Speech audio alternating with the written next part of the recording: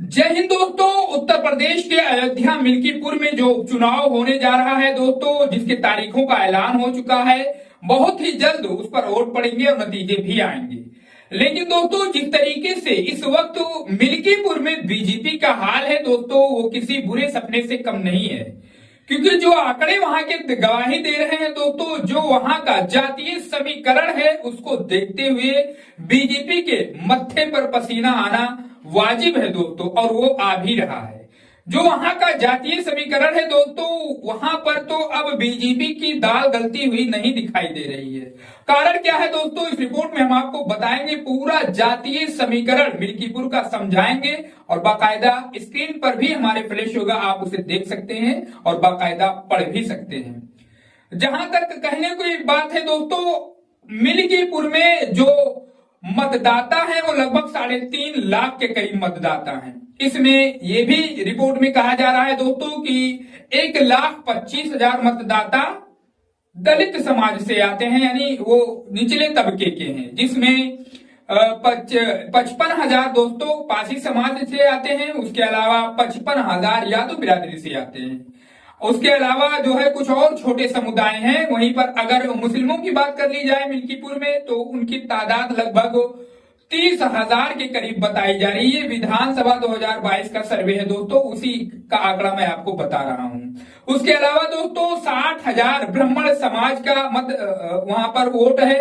उसके अलावा जो है 25,000 जो है वो ठाकुरों का वोट है। उसके अलावा वहां पर 20,000 कोरी समुदाय का वोट है। 18 से 20,000 जो है मौर्य और पाल समाज का वोट है दोस्तों। ये सारा गुणा गणित वहां पर जो है बीजेपी को काफी परेशान कर रहा है। वैश्य समाज का भी वहां लगभग 20,000 के करीब वोट है दोस्तों।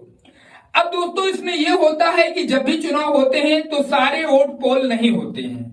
मान के चलिए 60% या 70% वोट ही पोल होते हैं।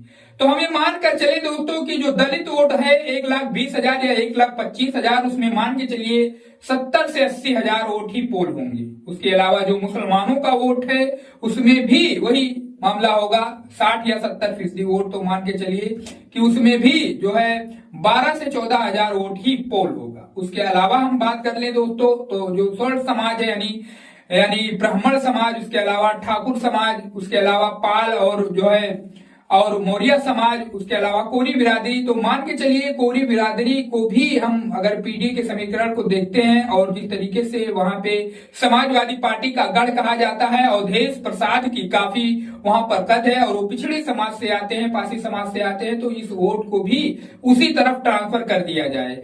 अगर ऐसा ये सारा गुणा गणित लगाकर देखा जाता है दोस्तों, तो समाजवादी पार्टी कोसों दूर नजर आ रही है बीजेपी से। बीजेपी का पीछे अता पता भी नहीं चलता है। और जिस तरीके से दोस्तों अयोध्या मिल्कीपुर में बीजेपी ने दलित कार्ड खेला है और कहीं उनसे उनका स्वर्ण मतदाता नाराज हो गया दोस्तों, और ये होता भी है हर जगह पर, आपने देखा होगा। इस बात को आप जानते भी हैं कि जहां पर भी स्थानीय नेता, कद्दावर नेता को जो है पार्टियां टिकट नहीं देती हैं, वो कितनी भी मजबूत सीट हो, ये तो फिलहाल मजबूत भी नहीं है, और कहीं पर भी वो मजबूत सीट हो तो वहां पर मामला ठाई ठाई फिस हो जाता है। आपने देखा होगा पिछले कई चुनावों में।